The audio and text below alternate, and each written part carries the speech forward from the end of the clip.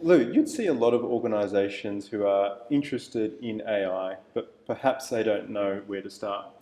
For those organisations, where do you recommend they start on their journey with AI?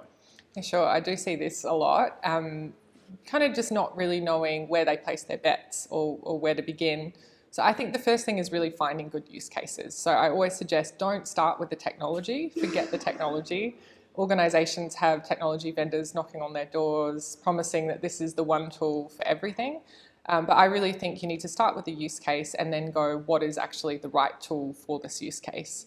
And in terms of that, I really encourage organisations to be using their staff as a way of identifying those use cases. So the people who are actually doing the work, to be identifying and prioritising those use cases.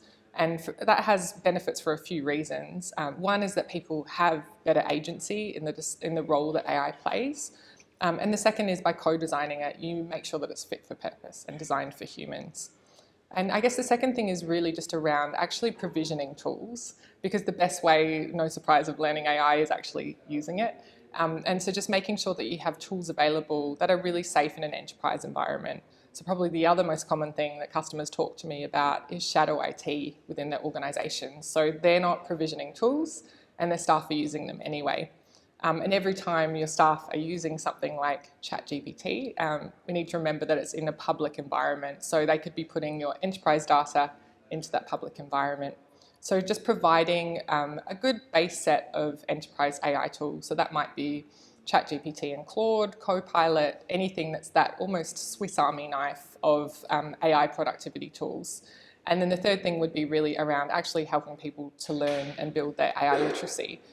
So providing training, allowing people time for learning in their day or in their week, and then really just the more that people know how to use AI and what it is, the better they will be at identifying the use cases in the first place.